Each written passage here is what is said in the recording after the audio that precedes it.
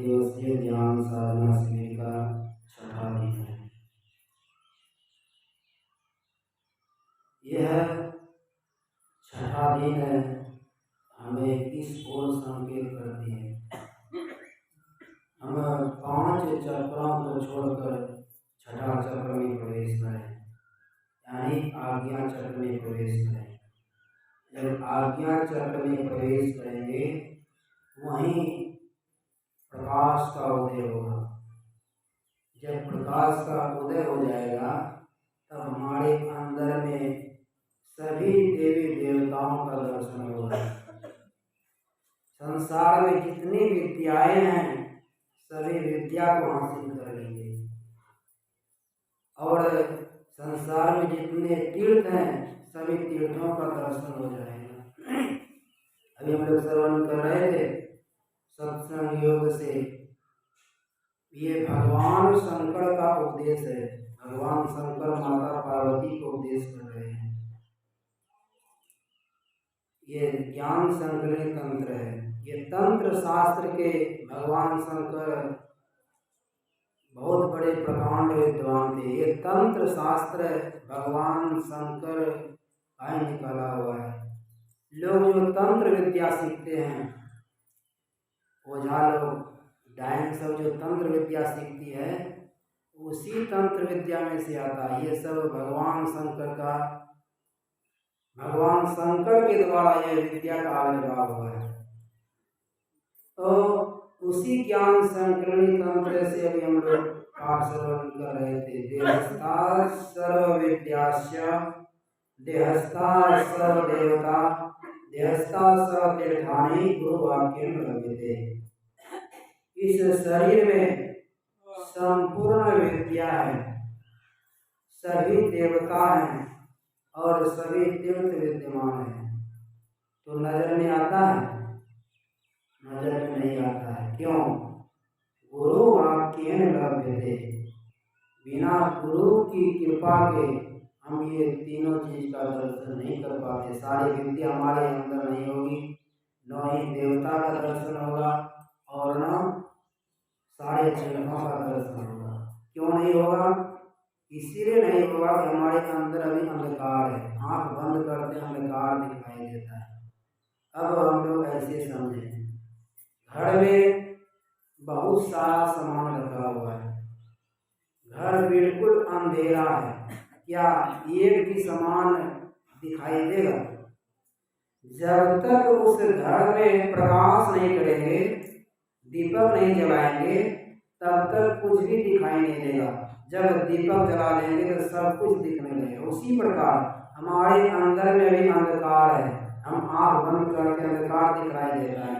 जब ये अंधकार हट जाएगा, जब हमारे अंदर प्रकाश हो जाएगा तो सभी चीजों का दर्शन होने लगेगा। कहने का तात्पर्य हम सभी विद्या को हासिल कर लेंगे।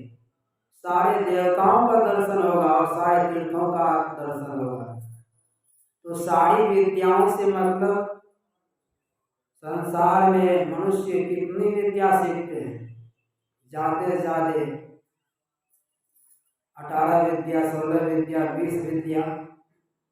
लेकिन जो अंतर में प्रवेश करते हैं, संत कबीर साहब की वाणी में आया है, त्रिकुटी महल में विद्या सार। जो त्रिकुटी महल में प्रवेश करते हैं उनको सारी विद्या की जानकारी हो जाती है। कौन सी विद्या?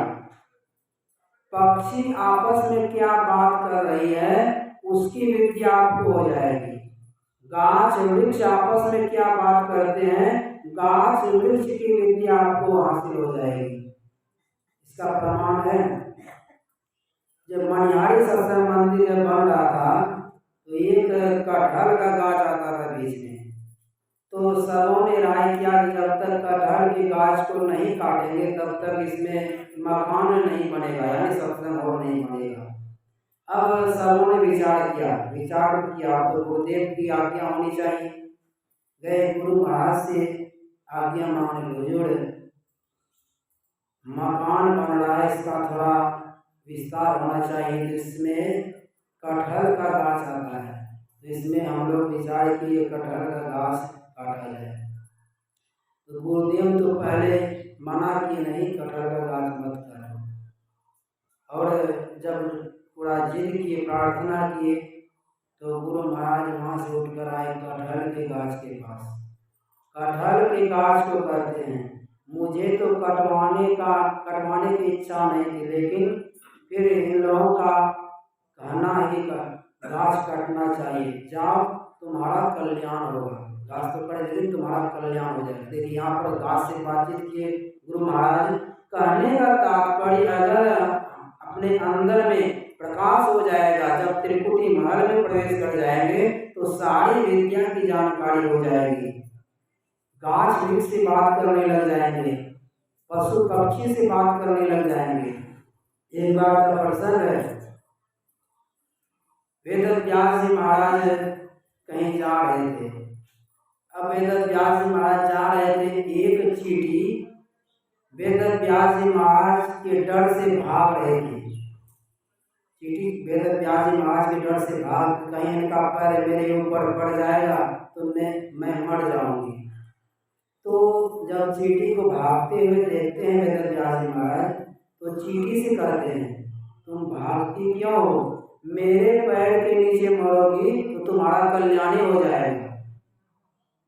तो यहाँ पर वेद व्यास जी महाराज चींटी से बात किए। गुरु महाराज को भी यही समझ में आता है। एक बार गए थे आसाम सत्संग कार्यक्रम करने हेतु, तो वहाँ पर सत्संग का कार्यक्रम हुआ। प्रातः काल अपराह्न काल सत्संग प्रारंभ होने वाला था, तो वहाँ के लोग आकर कहे, हुजूर यहाँ हिंदी नहीं पूछते हैं लोग सब, यहाँ बांग्ला में अगर प्रवचन होता तो बड़ा अच्छा होता। तो गुरु महाराज महर्षि संश्री परमहंस महाराज को संकेत करके कहते हैं, आप तो बांग्ला पढ़ते भी हैं, बांग्ला में प्रवचन भी करते हैं, तो आप ही बांग्ला में प्रवचन कीजिए।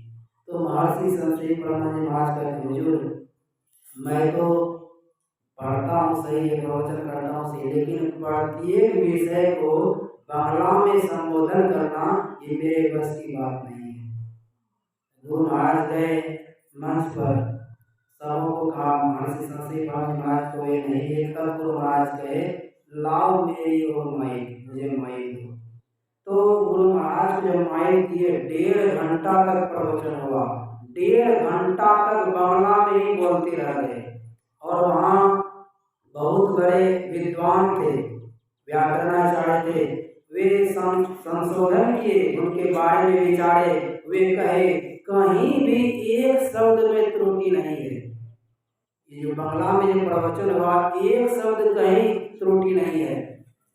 तो महर्षि संश्री परमहंस महाराज पूछते हैं, हुजूर आपको तो नहीं कभी बांग्ला पढ़ते देखे थे, न तो कभी बांग्ला में प्रवचन करते सुने थे, तो आप इतनी अच्छी बांग्ला कैसे बोल लिए? तब गुरु महाराज कहने के बाद किए, तुम नहीं जानते हो, त्रिकुटी महल में विद्या सारा, त्रिकुटी महल में सारी विद्या है। जो त्रिकुटी महल में प्रवेश कर जाता है उनको सारी विद्या की हासिल हो जाती है। किसी भी भाषा में प्रवचन कर सकते हैं, किसी भी भाषा में लोगों को उपदेश दे सकते हैं। कहने का तात्पर्य यह होगा अंतर साधना से, ये होगा अंतर साधना। जब तक अंतर में प्रवेश नहीं करेंगे तो प्रवेश कराने वाले कौन होते हैं? गुरु वाक्येन लभते, गुरु ही इसमें हमारे अंदर में प्रवेश करा सकते हैं। इनसे सदयुक्ति जाननी होगी। और अभी हम लोग श्रवण कर रहे थे त्रिवेणी संगम के बारे में। त्रिवेणी संगम 3 प्रकार का होता है।